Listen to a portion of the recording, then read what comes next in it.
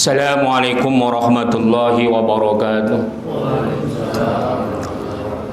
Alhamdulillahi rabbil alamin wasi'al azimil ifdal wassalatu wassalamu ala sayyidina Muhammadin al-mab'utu litatmima makarimal akhlaq al-mufaddalu ala kafatil makhluqati ala al-itlaq wa ala alihi masabihas sunnatil a'lam wa ashabihi al-badilina anfusahum litawdihas syara'i' wal ahkam wa ala sairil a'immatil mujtahidin al-qa'imina bihibzi namusiddin amma ba'du. Yang Allah muliakan para jemaah musalla ziyadatul iman yang dirahmati Allah. Sebagaimana biasa insyaallah setiap ba'da subuh Ahad keempat kita membuka kitab Musnad Ibrahim bin Adham Az-Zahid. Ini kitab sangat fenomenal dan sangat tua. Jadi lebih kurang 1200-an tahun yang lalu, 1100 lebih lah. Dan Musnad kitab ini kumpulan daripada hadis-hadis yang sanadnya bersambung kepada Ibrahim bin Adham. Ini sangat susah kita jumpai. Kalau kita buka YouTube, cerita Ibrahim bin Adham sangat banyak, mungkin ratusan ya. Tapi insya Allah yang mengkaji langsung musnadnya gitu, kitabnya insya Allah, mudah-mudahan insya Allah baru kita, baik di Timur Tengah maupun di sini. Nanti silahkan di googling, nanti akan muncul kayak gini gambarnya. Tapi tidak ditalakikan, tidak diajarkan langsung. Tapi kalau cerita seorang Ibrahim bin Adham ini luar biasa, sangat luar biasa kearifannya. Orang yang kaya, yang sangat zuhud. Sampai-sampai nama dia disebut Ibrahim bin Adham Az-Zahid, orang yang zuhud. Mudah-mudahan Allah berikan keberkahan.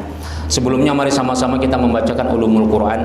Lin Nabi Muhammadin sallallahu alaihi wasallam ya Rasulullah wa ala azwajihi wa alihi wa ahlil baitihi ajma'in wal awliya'i was salihin wal anbiya'i wal mursalin wal malaikatil muqarrabin wa li abaina wa li ummahatina wa li jaddina wa li jaddatina wa li asatidina wa li muallimina wa li masyayikhina wa li jami'il muslimina wal muslimat wal mu'minina wal mu'minat al ahya'i minhum wal amwat, khususan sahibul muallif kitab Musnad Ibrahim bin Adham Az-Zahid li muhaddis al-Islam Al-Hafiz Muhammad bin Ishaq bin Muhammad bin Yahya al-ma'ruf bi Ibni Mandah atau Ibnu Mandah. Wa nafa'ana bihi wal muslimina bi ulumihi wa bi ulumin jami'il ulama wa li ulumin jami'il ulama. Amin ya Allah. Ya Allah ya Tuhan kami, berilah keberkahan kepada kami di dalam majelis ilmu ini, di dalam majelis kitab hadis Musnad Ibrahim bin Adham ini. Kiranya bermanfaat kepada kami, keluarga, anak maupun keturunan kami. Ya Allah ya Tuhan kami, jauhkanlah kami, anak dan keluarga kami dari segala malapetaka, bencana, fitnah dunia maupun fitnah akhirat. Jauhkanlah kami dari segala kemurkaan-Mu karena kebodohan dan ketidaktahuan kami. Jauhkanlah kami dari segala cobaan yang tidak sanggup kami memikulnya. Ya Allah ya Tuhan, anugerahkanlah kepada kami anak dan keturunan kami menjadi imaman lil muttaqin. Anugerahkan pula kepada kami dan keluarga kami umur yang panjang lagi berkah. Karuniailah kesehatan, kemajuan dan kesuksesan segala amal usaha yang kami lakukan.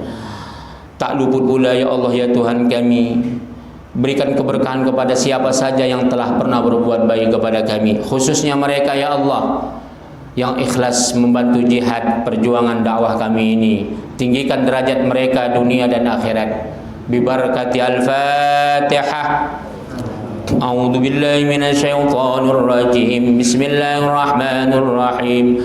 Alhamdulillahi rabbil alamin arrahmanir rahim maliki yaumiddin iyyaka na'budu wa iyyaka nasta'in ihdinas siratal mustaqim siratal ladzina an'amta 'alaihim ghairil maghdubi 'alaihim waladdallin amin.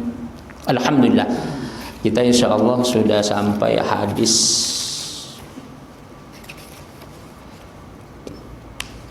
yang ke-13 ya, insyaallah. Yang lalu kita telah membaca tentang hadis bagaimana Rasulullah semasa hidupnya begitu menderita, susah. Bayangkan, Rasulullah manusia paling mulia, cobaannya luar biasa. Nggak usahkan memiliki harta, untuk makan saja susah. Nah ini coba kalau kita bandingkan dengan kehidupan kita, pernah enggak? Kita ulang sedikit. Ini hadisnya banyak dan sanadnya banyak. Ibrahim bin Adham ini mengangkat sanad yang bersambung langsung dari Rasulullah Sallallahu Alaihi Wasallam sampai ke beliau.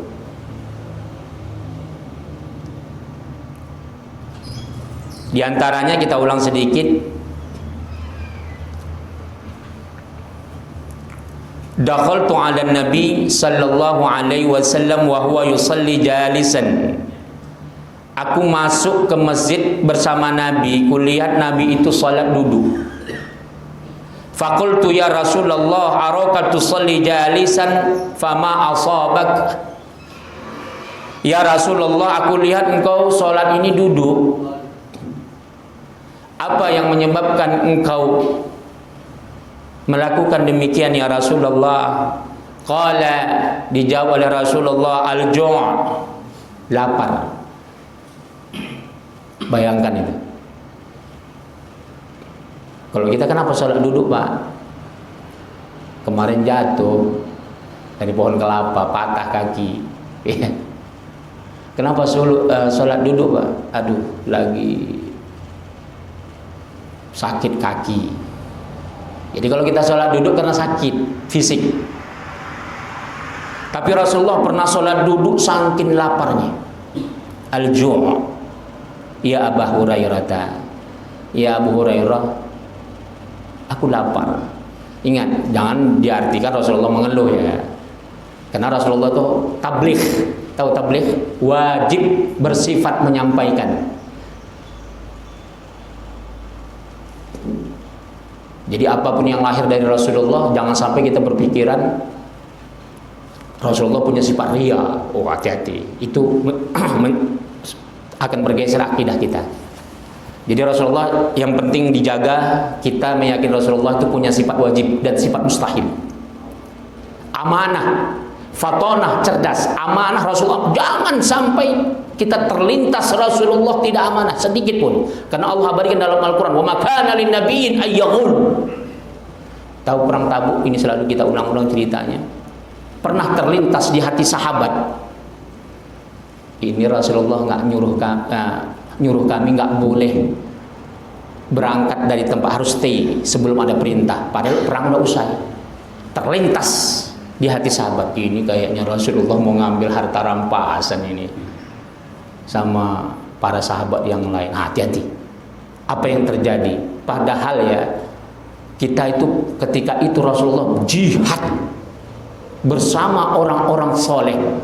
Tapi gara-gara ada orang-orang yang hatinya kotor, seorang Rasul yang begitu mulia bisa dipukul balik, dihantam musuh, kalah, Pak, sampai patah gigi Rasulullah dan terbunuh pamannya. Orang mulia terbunuh dan tidak sedikit sahabat yang mati syahid, yang hatinya bersih. Gara-gara ada pengikut kita hatinya busuk. Jadi jangan heran kalau sekarang, Pak, baik kita mimpin politik, mimpin organisasi, mimpin apa saja, kita ini tujuan kita baik, Pak. Ada satu yang busuk di antara kita, hancur. Kitanya pun hancur yang mulia. Itu ingat perang Tabuk. Perang Tabuk itu. Udah, perang Hunain gitu juga. Jadi Allah tidak memandang kemuliaan. Bayangkan, semartabat Rasulullah, manusia yang paling mulia di antara seluruh manusia. Bahkan kalau menurut keyakinan Ahlussunnah wal Jamaah, Rasulullah bahkan lebih mulia daripada malaikat Jibril sekalipun. Malaikat wajar mulia. Kalau kata Mu'tazilah, Jibril lebih mulia. Wajar karena nggak ada nafsunya. Kalau dikasih nafsu belum tentu. Makanya Ahlussunnah wal Jamaah berkeyakinan Rasulullah lebih mulia bahkan dari malaikat. Semulia Rasulullah pernah ditaklukkan dalam peperangan gara-gara ada orang yang hatinya busuk. Apalagi sekali berkita. Kita belum apa-apa, amalan ibadah kita belum apa-apa. Ya. Jadi perlu diingat tauhid kita. Ingat, Rasulullah punya sifat wajib. Pertama, amanah. Yang kedua, fatonah, cerdas. Jangan sampai Rasulullah Nabiil Ummi, Nabi tak tahu tulis baca, dibilang bodoh. Ini pernah keceplosan orang-orang awam. Bahkan, maaf, saya nggak usah sebut namanya. Penceramah televisi sangat terkenal, nggak enak saya sebut namanya. Keluar dari mulutnya, Rasulullah itu bodoh. La ilaha illallah, astagfirullah. Hati-hati ya, gugur pahala kita. Capek-capek kita sedekah, capek-capek kita beribadah. Kata Rasulullah, wa ahbatu a'malukum wa antum la tash'urun. Makanya paling penting jaga akidah dulu. Hati-hati menjaga akidah terhadap Rasulullah. Kalau kita menghina Allah, mungkin tidak ada perintah dalam syariat untuk kita, umat Islam harus memberi pidana orang yang menghina Allah. Tapi kalau orang menghina Rasulullah, jatuh murtad dan dia bisa dihukum pidana sampai mati. Hati-hati itu. Kalau Allah sudah lama difitnah, Allah sudah lama dihina. Yahudi dan Nasara dalam Al-Quran diabadikan oleh Allah. Wa qala al-yahud al-Uzairu nallah. Yahudi mengatakan Uzair anak Tuhan. Wa qala an-Nasara Isa ibnullah. Berkata orang-orang Nasrani, Isa anak Tuhan. Tapi Allah tak perintahkan kita untuk marah. Allah nggak perintahkan untuk kita marah. Tapi ketika Rasulullah disentuh, hati-hati. Ingat Eropa. Eropa itu negara non-Islam, mayoritas. Mereka sekarang bikin undang-undang siapa yang menghina Rasulullah pidana. Tahu kenapa? Ketika mereka melindungi orang-orang yang menghina Rasulullah, itu jadi api dalam sekam, membara terus. Orang yang dia sekuler sekalipun, sekali lagi orang sekuler, orang yang nggak pernah sholat, itu hati-hati ketika nabinya disentuh. Apalagi orang yang ekstrim. Makanya kita harus jaga. Coba lihat, ada dulu penceramah terkenal di Pulau Jawa, nggak usah saya sebut namanya. Ketika meremehkan Rasulullah, coba lihat sekarang dia tiarap di bawah tanah kan, nggak hilang nurnya, hilang cahaya dakwahnya. Masa saya sebut, meskipun pengikutnya menyanjungnya, mendukungnya, membenar, coba lihat mati sekarang, nggak dia apain orang, nggak dihargai orang sudah. Kecuali kalau dia tobat, betul-betul tobat. Hati-hati kalau kita merendahkan Rasulullah. Ya, tabligh, amanah, fatanah, cerdas Rasulullah. Sifat mustahilnya jangan sampai sifat mustahil kesebalikannya. Jadi kalau amanah itu ya koruptif umpamanya. Kalau fatanah, cerdas, bodoh. Nah, itu mustahil. Jadi Rasulullah mustahil bersifat bodoh. Jadi dalam nanti anak-anak kita yang belajar di sini ini, itu kan nanti dia belajar bahasa Arabnya. Bahasa Arab itu dibagi akhlak, fikih, tauhid. Jadi tauhid nanti akan disebutkan di situ nanti. As-sifatul wujub, sifatul wujub inda Rasul, sifat-sifat wajib sama Rasul, sifat mustahil inda Rasul. Nanti anak-anak kita suruh hafal itu. Supaya mereka udah besar jangan sampai terjebak dengan kalimat-kalimat yang salah. Itu ya. Nah, jadi ini contohnya. Ternyata Rasulullah pernah saking laparnya sholat duduk. Allah. Jadi Rasulullah ceritakan ini adalah tabligh. supaya bahwasanya nanti umatnya jangan mengeluh kalau dia terlalu lapar. Pernah nggak kita lapar nggak sholat? Maksudnya bukan nggak sholat, artinya gara-gara lapar kita sholat duduk sebagaimana Rasulullah. Belum pernah ya. Dalam sejarah Pak, Rasulullah itu sudah dipelajari dari ibtidaiyah kitab sejarahnya. Rasulullah itu pernah lapar Pak, saking laparnya malu dilihat sahabat yang lain dia itu lapar, diikat batu perutnya Pak. Itu kayaknya insya Allah kita sampai mati belum pernah gitu Pak. Mendingan mencuri Pak ya. Mendingan mencuri. Bagaimana orang yang sudah gajinya 23 juta masih korupsi? Ya. Bagaimana gajinya 223 juta gubernur BI sudah gajinya setinggi itu masih korupsi? Bagaimana direktur Pertamina yang gajinya 180 juta lebih masih juga terniat untuk korupsi? La ilaha illallah. Ala Ustaz karena belum dicoba katanya. Iyalah, cobaan saya banyak. Iya. Saya di organisasi, jadi saya tahu. Mau lahan basah bisa, lahan kering ada. Jadi itu dia. Jadi belum lagi korupsi kita terhadap harta waris. Nah, banyak orang yang korupsi terhadap harta waris, ini tanpa disadari. Bagaimana kita bisa terjebak dalam lingkaran setan, dalam lingkaran kita korupsi harta waris, tidak mau membagi harta waris secara faraid. Walaupun hibah itu halal, ingat, hibah itu halal, tapi nanti akan dipertanggungjawabkan keadilannya di dunia dan di akhirat. Lebih parah di akhirat. Kalau di dunia paling-paling terjadi pertengkaran, dianggap orang tua nggak adil, dan anak-anaknya akan saling berkhianat. Tapi di akhirat Allah akan pertanyakan. Tapi kalau kita sudah membagi faraid harta waris menurut agama Islam, redo enggak redo anak kita akan selamat dunia akhirat. Banyak sekarang tanpa kita sadari, ibunya masih hidup, ayahnya masih hidup, meninggal anaknya, suami anaknya nggak mau ngasih hak daripada mertuanya. Ini paling banyak di dunia ini, paling banyak. Berapa banyak ini, bahkan ulama besar, mau saya sebut namanya, meninggal beliau, ibunya masih hidup,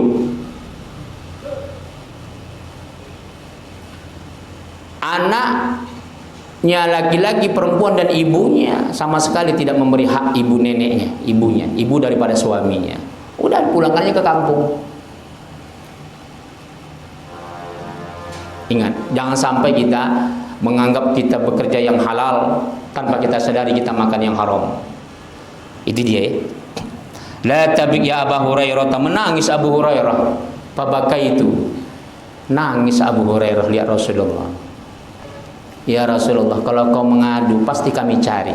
Jadi Rasulullah itu haram meminta sedekah ya. Meminta-minta haram. Menerima sedekah pun tak boleh. Yang boleh hadiah. Makanya Rasulullah dikasih hadiah berapapun halal.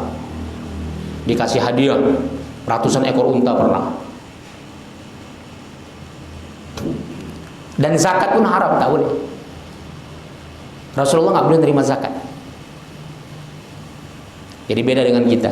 Itu cobaan. Bayangkan sudah miskin nggak boleh terima zakat.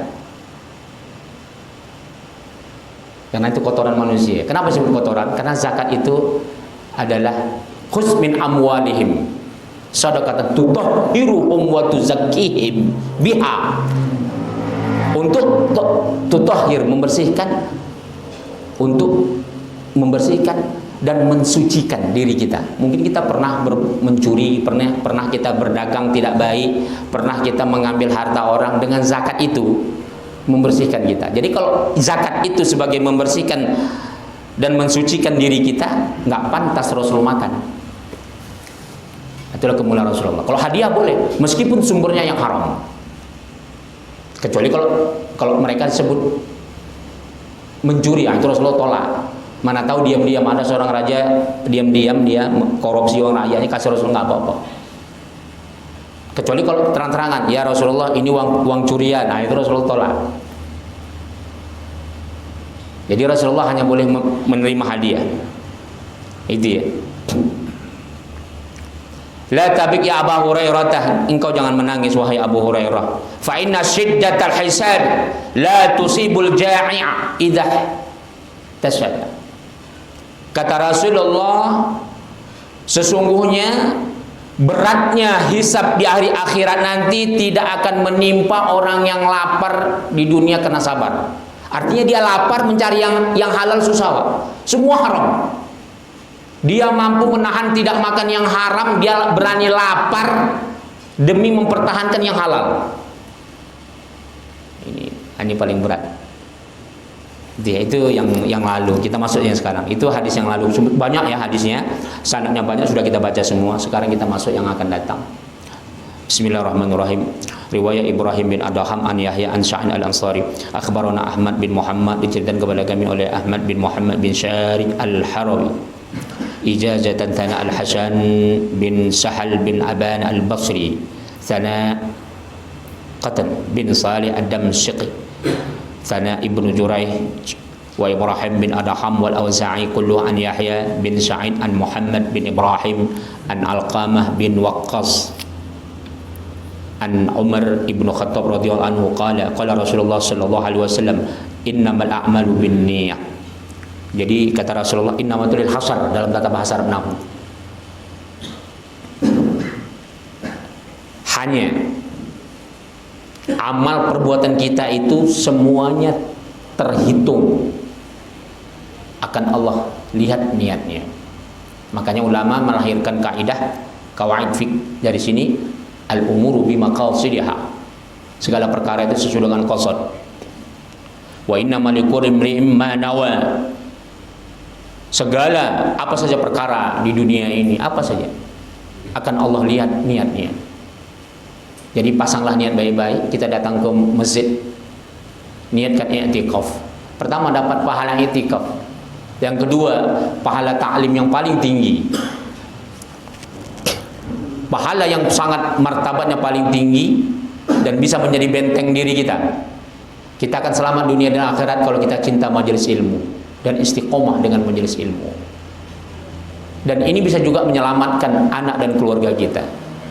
Berapa banyak dulu, Pak, kalau di Medan itu orang-orang yang suka talaki gini rata-rata mayoritas konglomerat. Mereka ada yang kerja punya showroom, ada yang mereka punya perkebunan sawit, ada mereka pengusaha. Bayangkan, Pak, ada engineering, ada dokter. Itu bawa kita seperti gini, datang jauh-jauh sebelum subuh, habis maghrib kemana-mana. Udah, padahal mereka bukan kiai, tapi pemahaman fikih mereka luar biasa. Lebih hebat fikih mereka, tata cara sholat mereka mengamalkan saat ketimbang orang-orang tamatan dari UIN. Jadi berkah talak ini, Pak, bukan hanya di Indonesia. Ini sudah sejak zaman Rasulullah, tabi'in, bahkan sekarang. Ingat ya, di Al-Azharus Syarif Kairo itu, Pak, ya, orang syekh-syekh yang sekarang terkenal, ulama-ulama tingkat internasional, Pak, dia bisa menjabat menjadi mufti. Itu bukan dilihat dia dapat gelar doktor, profesor dari dia mengajar di bangku kuliah, bukan, dari talaki dilihat. Profesor Ali Jum'ah itu talakinya luar biasa. Karena kalau orang yang talaki, dia akan berhadapan dengan umat, dia akan bisa memecahkan masalah umat langsung. Persoalan yang dihadapinya. Kalau orang yang hanya mengajar, dia persoalan umat akan jauh. Jadi mufti-mufti besar itu rata-rata talaki. Jadi kedudukan yang paling tinggi di dalam Islam itu adalah mufti, paling tinggi. Berbeda kalau di negara-negara ASEAN, mufti itu, contoh di Malaysia itu mufti itu hanya sebatas mazhab Syafi'i. Makanya kenapa kita mengembangkan Turos ini, Pak? Turos ini kita adalah bagaimana menggali perbandingan mazhab Ahlus Sunnah wal Jamaah, tidak hanya mazhab Imam Syafi'i. Jadi jangan sampai diartikan Turos ini kita kuning sebagai warna pesantren ya. Walaupun sebenarnya kitabnya kita kuning, tapi kitab kuning pesantren itu hanya sebatas satu mazhab. Dan bukan berarti juga kita gaduh-gaduh, tidak. Sebagaimana selalu kita arahkan, kita tetap memakai kawaid dan mazhab Imam Syafi'i. Tapi kita nggak boleh saklek, monoton. Karena gini, tahun 2004 saya pernah ke Jawa Timur, sampai ke ujung Sumeneb sana. Itu Pak, seorang kiai mengatakan kalau bukan mazhab Syafi'i, bukan ahlu sunnah. Itu ya. Jadi kalau Muhammadiyah katanya bukan ahlu sunnah. Ketika kata apa namanya, kiai NU sana dulu. Jadi dan banyak apa namanya warisan-warisan ulama kita dulu itu membatasin. Contoh Malaysia Pak, Malaysia itu kurang apa modernnya? Malaysia itu paling banyak anak didiknya disekolahkan di Timur Tengah. Jadi kalau kita 6.000 Pak di Mesir, penduduk kita lebih kurang 260 juta sekarang. Kita kalau dulu masa saya itu 6.000, mungkin sekarang 8.000 lah. Udah, Malaysia Pak, ketika saya dulu 6.000 kami, mereka sudah 12.000, itu baru Mesir. Mereka selalu 2 kali lipat, sama ada sekolah di Eropa maupun di 22 negara Arab. Bayangkan, sehebat Malaysia menyekolahkan anak didiknya ke Timur Tengah, tapi di sana jangan coba-coba. Selain daripada mazhab Imam Syafi'i, sekarang berkembang mazhab Salafi. Di Malaysia sudah mulai bangkit mazhab Salafi, tapi akhirnya di bumi hanguskan sama Mahathir Muhammad lagi. Dulu sempat berkembang masa siapa yang digulingkan kemarin? Tun Razak ya. Jadi Tun Razak ini terjebak dia. Maaf ini politik sedikit. Terjebak dengan sumbangan. Disumbang oleh Saudi berapa ratus miliar. Bayangkan Pak. Hati-hati, pemimpin yang bodoh agama itu paling gampang dijebak. Ya bagaimana Tun Razak dia berani melarang ajaran Wahabi kan? Karena dia udah makan uang ratusan miliar. Bayangkan sumbangan cuma-cuma dari Raja Saudi. Makanya dia dimasukkan ke KPK Malaysia dulu kan, akhirnya terguling. Yang guling kan Mahathir Muhammad. Akhirnya yang terjadi apa? Yang mereka dulu muftinya Syafi'i yang kental, dulu itu kan perkembangan Syafi'i sangat kuat akhirnya. Tapi setelah runtuhnya Tun Razak, mulai ajaran itu dibelenggu, nggak lagi seluas seperti yang lalu. Kalau saya pribadi sebenarnya nggak perlu kita musuhin ajaran Wahabi, nggak masalah. Tapi dengan syarat harus seperti di Indonesia. Kalau mereka kan tidak, mereka nggak seperti di Indonesia. Sekolah anak didiknya jauh-jauh ke Timur Tengah, tapi mereka kerangkeng satu mazhab Syafi'i saja. Muftinya pun mazhab Syafi'i. Jadi guru saya Syekh Nuruddin Al-Banjari Al-Maki itu, beliau 15 hari belajar ngajar di Malaysia, 15 hari di Indonesia di Bogor. Itu beliau guru saya ini bisa dikatakan satu-satunya yang paling banyak mendapat sanad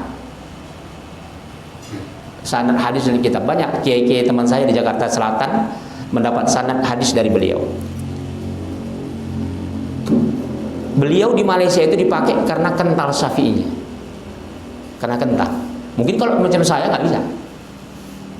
Kalau macam saya, padahal saya sebenarnya latar belakang saya student Syafi'i. Bayangkan 12 tahun saya Pak hanya satu mazhab.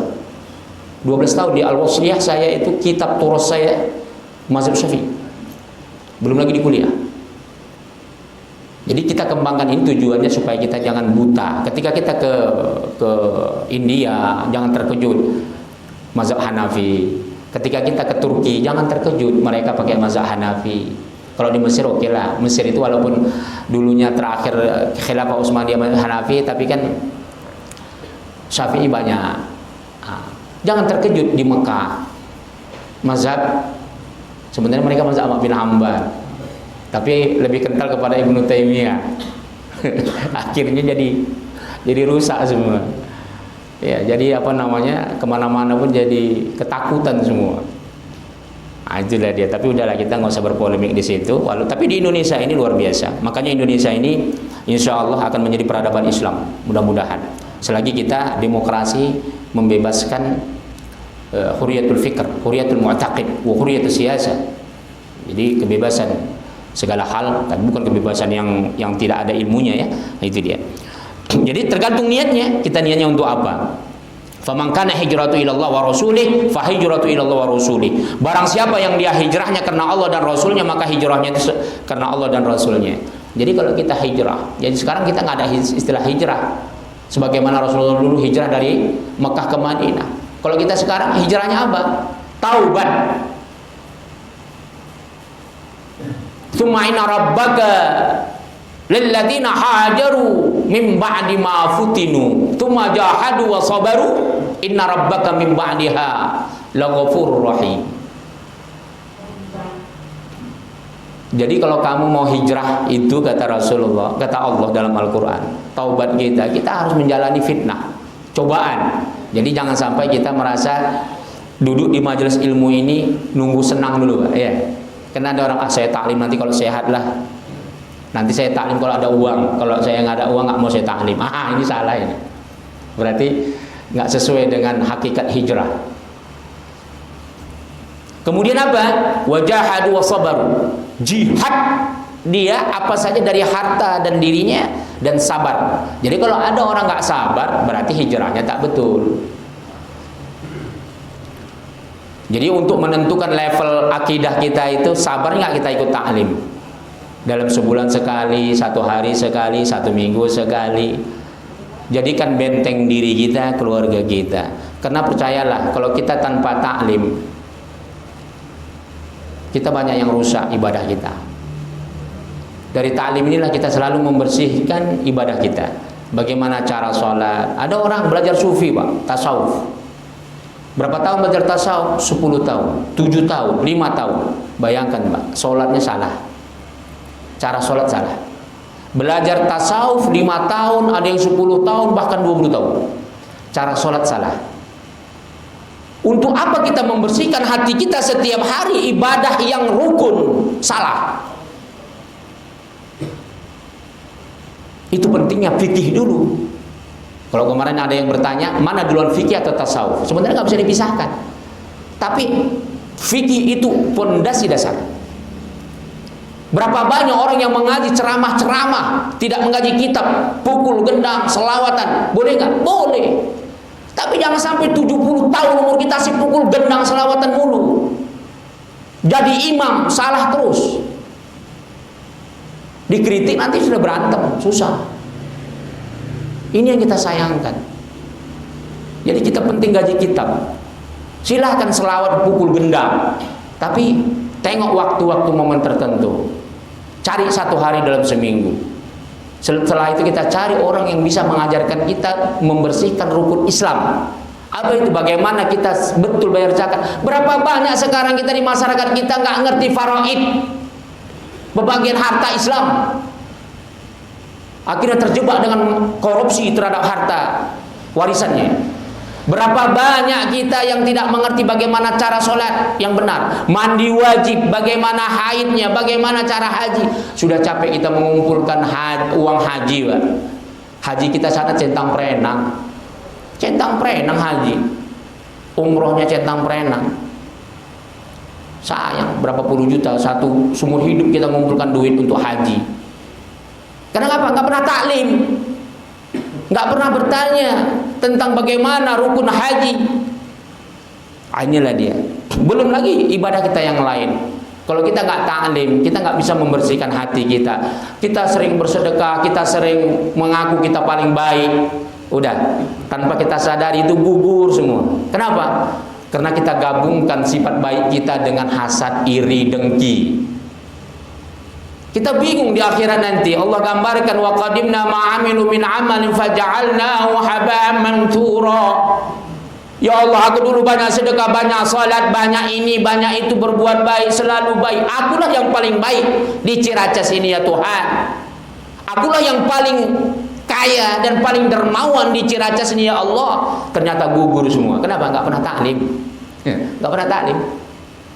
Kata Allah, kau memang sedekah, tapi habis itu kau ngumpat-ngumpat, suka menggibah, suka menyakiti hati orang, gugur semua. Wa qadimna min amalin faja'alnahu haba'an manthura. Jadi seperti debu berterbangan. Menangislah. Untuk apa nangis lagi ya?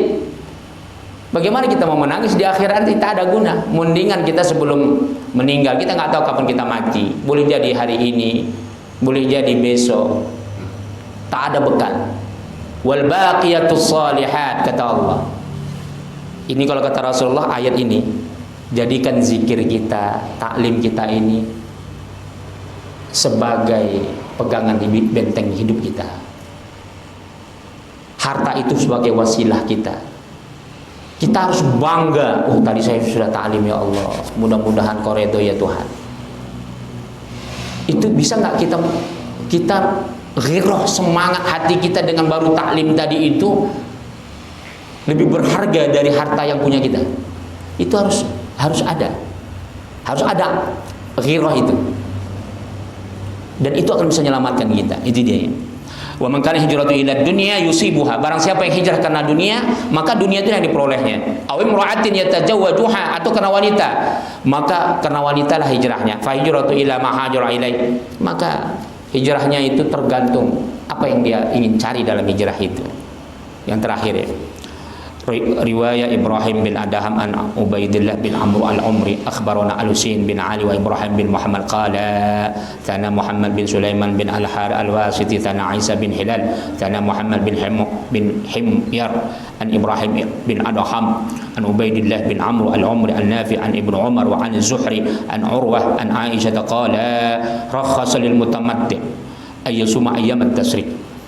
Jadi ada keringanan untuk kita melaksanakan haji itu. Nah, cara haji itu ada 3, Pak. Tamattu, ifrad, dan qiran. Ini tamattu, kata Rasulullah. Boleh kamu tamattu. Apa itu? Kalau tamattu itu kita umroh dulu, baru haji. Ini biasanya kita orang dari Indonesia, tapi wajib bayar dam. Kalau ifrad itu haji dulu baru umroh, baru qiran sama-sama, haji dengan umroh bersamaan. Jadi ini nggak bisa dipraktekkan kalau kita belum pernah haji. Ini juga banyak yang salah kalau kita tidak mempelajarinya. Jadi dalam ibadah haji itu kita boleh tamattu. Hikmahnya apa? Setelah kita umroh, tawaf, sa'i, tahallul, setelah itu kita bebas pakai baju yang berjahit. Tapi kalau ifrad kan susah. Kita dari sebaik dari Indonesia, ketika kita di miqat mau pakai baju umroh, baju muhrim, baju haji, itu sampai selesai haji kita nggak boleh buka kalau ifrad. Itu sangat memberatkan, makanya orang Indonesia memakai tamattu. Jadi dia umrah, sa'i, tawaf, sa'i, tahallul, maka dia bebas pakai baju biasa, baju yang berjahit. Itu dia. Kemudian riwayat Ibrahim bin Adham an Ubaidillah wa Musa bin Uqbah akhbarana Muhammad bin Yaqub wa Ibrahim bin Muhammad qala thana Muhammad bin Sulaiman thana Isa bin Barat al-Himsi thana Abu Haywah Shuraih thana Ibrahim an Ubaidillah bin Amr wa Musa bin Uqbah an Nafi an Ibnu Umar wa Aisyah qala la ba'sa bi aqli kulli syai'in illa ma dzakara Allah azza wa jalla fi kitabi fi hadhihi. Maka tidak mengapa kita memakan apa saja kecuali apa yang telah Allah sebutkan di dalam Al-Quran, kitabnya ini, yaitu Al-Quran. Oh maaf, yang tadi ketinggalan sebuah keterangannya ya. Ayyusuma ayyam at-tasrik. Jadi hari tasrik itu adalah hari-hari setelah hari nahar. Kata Rasulullah, hari tasrik itu kalau menurut Imam Syafi'i 3 hari setelah hari nahar. Tapi menurut jumhur ulama 2 hari saja. Jadi Idul Adha hari pertama hari nahar, baru hari berikutnya 11, 12, 13, 3 hari. Itu kita dihalalkan menyembelih. Jadi menyembelih itu dulu Pak, itu termasuk adalah amalan yaqulun fil jahiliyah asraqat thabir kayma naghir al-ighara ad-daf'i nadfa'u lin-nafar. Jadi kurban itu dulu pun dia dilakukan zaman jahiliyah. Cuman beda. Kalau zaman jahiliyah itu tidak berkurban sebagaimana yang kita lakukan sekarang. Artinya orang-orang jahiliyah dulu itu kalau dia bernazar atau melakukan apa saja, mereka menyembelih. Nah, jadi di antara ajaran jahiliyah dulu, tapi sudah dikodifikasi yang baik, yang berakhlak, beretika, itu diantaranya itu ya, termasuk musafahah. Jadi jangan sampai kita mengklaim pakai jubah kayak saya ini katanya budaya Arab, ya. Ini selalu saya ulang-ulang. Karena yang menghina pakai jubah itu Pak, kalau orang tidak berakidah kita nggak masalah. Rata-rata yang menghina pakai jubah ini itu orang Islam sendiri. Bahkan yang lebih sedih lagi, jemaah kita sendiri juga. Bayangkan itu. Orang yang ikut taklim sama kita juga merendahkan kita jubah kita. Itu dia. Jadi ini selalu kita ulang-ulang. Rasulullah mengatakan perbedaan orang yang ibadah sholat saja memakai serban dan jubah itu 70 kali lipat perbedaannya. Jadi itu sudah syariat, sunnah. Jadi jangan sampai kita bilang budaya Arab. Jadi budaya Arab itu jangan sampai kita beranggapan itu saja. Termasuk tadi itu akikah, itu budaya jahiliyah, cuma sudah menjadi budaya Islam. Musafahah, salaman, itu budaya Arab Yaman. Nanti lihat di dalam hadis sahih Ibnu Majah. Kata Rasulullah, itu budaya yang sangat bagus. Maka kita jadikan syariat. Termasuk juga puasa Asyura. Itu orang Yahudi puasa. Makanya Rasulullah supaya untuk membedakan antara amalan Bani Israel dengan umat Islam, kita dianjurkan puasa kita 3 kali. Sebelum Asyura dengan ba'da Asyura. Kalau menurut Imam Syafi'i. Kalau jumhur ulama 2 hari. 8 dan 9 dan 10. Gitu dia. Jadi jangan kita terjebak hanya baju saja. Itu pun salah. Itu dia. Kemudian hadis yang baru kita baca tadi, kata Rasulullah, silahkan kita makan apa saja di dunia ini kecuali yang disebut Allah. Karena dulu orang jahiliyah Pak, suka menyumpah makanan, suka menjadikan makanan khurafat. Ada nggak sekarang? Ada. Nggak boleh makan pisang, nanti ilmu kebalnya hilang, ya kan? Ada nggak gitu? Jadi ini yang dilarang. Jadi nggak boleh makan ini. Kalau gara-gara penyakit, kamu sakit gula, nggak boleh makan manis. Itu memang tibbi. Itu memang kesehatan. Berbeda ini enggak. Dia halal, tapi disumpahnya, sumpahkan tak mau aku makan air putih gara-gara kau hina aku. Itu nggak boleh. Ya. Kenapa gitu? Wahai istriku, kalau kau makan buah apel ini 1 biji, kuceraikan engkau talak 3. Kalau kau makan separuh, talak 2. Kau makan seperempat, talak 1. Itu gak boleh. Masa yang halal dijadikan yang jadi haram? Ya, jadi kalau kita dihalalkan, makanlah yang halal. Sebaliknya, jangan pula yang haram kita halalkan. Yang gak disebut dalam Al-Quran. Nanti disebut di sini ayatnya. Qul la ajidu fima uhiya ilayya muharraman, kata Allah. Ini dalam surah Al-An'am. Panjang ini. Cuman dalam hadis itu disebut ini. Katakan wahai Muhammad sallallahu alaihi wasallam, jangan kau makan, silahkan apa saja yang kau makan selagi yang dihalalkan. Silahkan, jangan benda yang tidak dimakan kecuali telah disebutkan. Nanti dia dalam ayat disebut diantaranya apa? Darah. Ini kan banyak juga masyarakat kita makan darah. Kalau bahasa apa barus ya? Kalau bahasa Jawa getih, apa? Getih apa?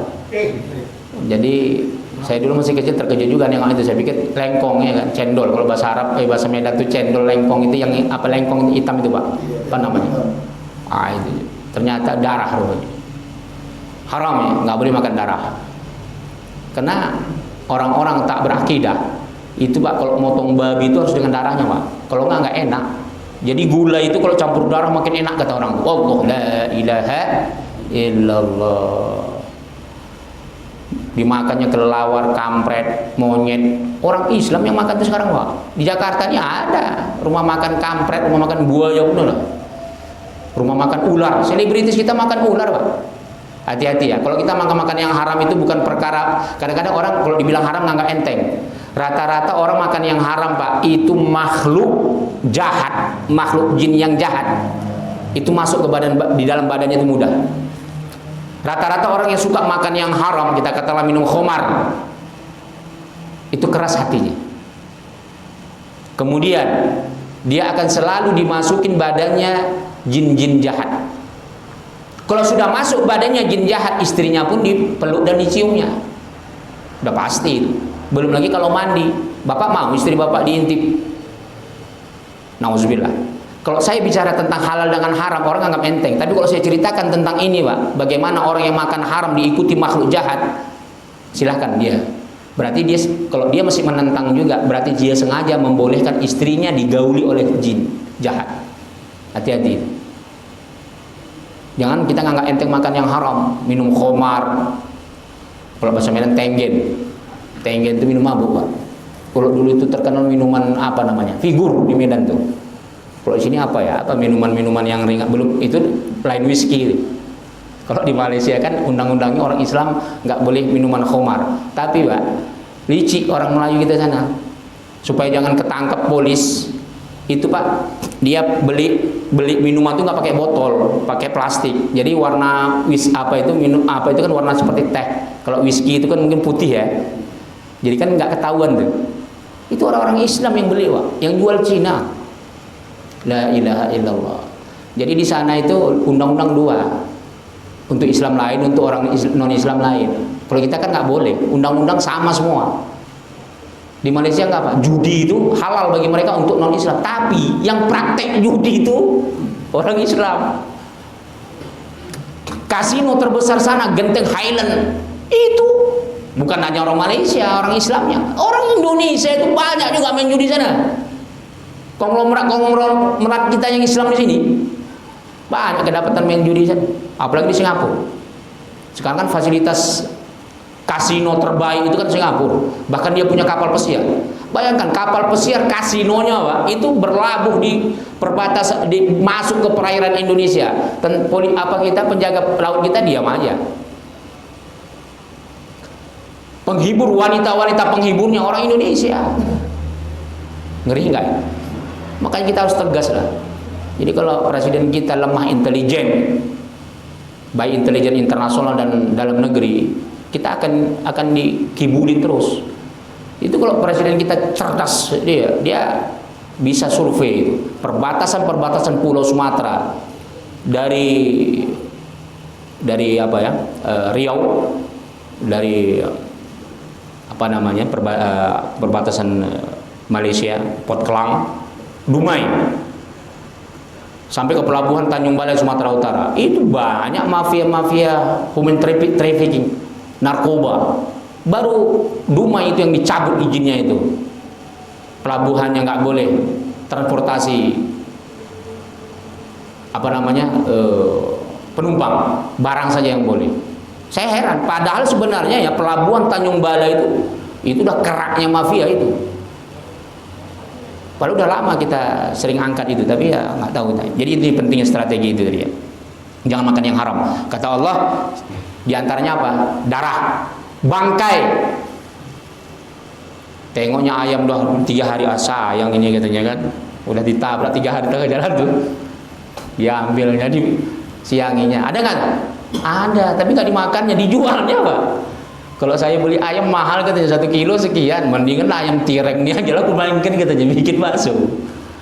Indonesia ini semua nggak bisa dibuat, nggak usah kan daging yang dimakannya, saus saja pakai kaki ada. La ilaha illallah, pakai kaki bikin saus Pak.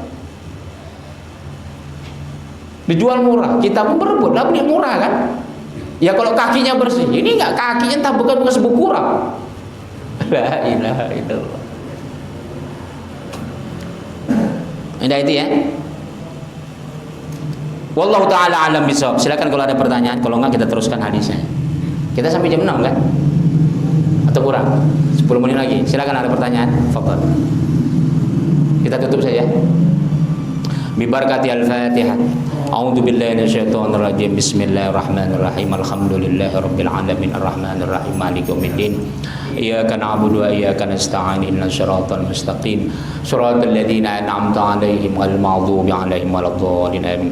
A'udzu billahi minasyaitonir rajim. Bismillahirrahmanirrahim. Allahumma ij'al hadzal majlis barakatan wa mubarakah wa ba'id 'alaina fitnatan minad dunya wal akhirah walhamdulillahi rabbil alamin. Assalamualaikum warahmatullahi wabarakatuh.